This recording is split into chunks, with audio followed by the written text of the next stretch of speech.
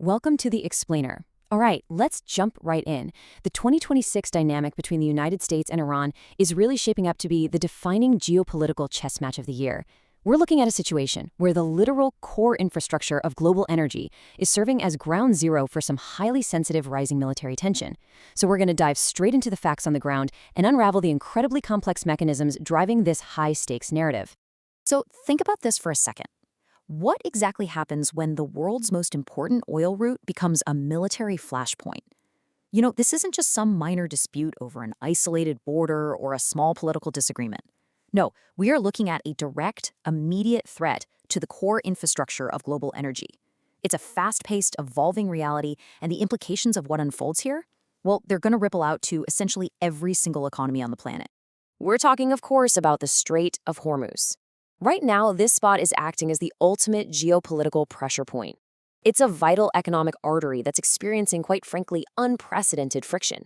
You've got massive, everyday commercial energy transport colliding right up against highly sensitive military posturing. It's this incredibly tight geographic center where two formidable military powers are operating in uncomfortably close quarters. It's basically transforming a critical global shipping lane into a highly volatile theater of operations. So, what's the immediate catalyst shifting these geopolitical tectonic plates? Well, it started with a really stark directive from Tehran. Iran has explicitly warned foreign ships and military forces to just stay away. And to be clear, this isn't some vague diplomatic suggestion. It's a hard, stated boundary aimed directly at foreign entities operating in the region. When you drop a warning of this magnitude into a critical global economic zone, it instantly rewrites the operational reality and the rules of engagement for literally every vessel navigating those waters. What we're witnessing now is a seriously dangerous, symmetrical escalation. It's like a compounding feedback loop in a very, very confined geographic space. On one hand, the United States is deploying serious naval forces, we're talking warships and advanced drones, specifically to secure the area. But simultaneously, Iran is actively strengthening its own coastal and naval military presence. So you have two massive military apparatuses pushing more hardware, more personnel, and way more surveillance into the exact same narrow corridor that undeniably, absolutely increases the risk of a physical confrontation. But the true danger here actually lies in the overarching doctrinal clash between these two nations. The United States is operating with a very firm, stated mandate to protect international shipping routes, maintaining that freedom of navigation has to be secured at all costs. But that objective is on a direct collision course with Iran's established red line. Iran states that any unauthorized foreign military entry could trigger an attack. The operational boundaries drawn by both sides, they don't just overlap. They are completely 100% incompatible. Normally, when you have heavily armed warships and drones operating in the exact same waters, diplomacy serves as your vital safety valve, right? But right now, we have hit a total diplomatic dead end.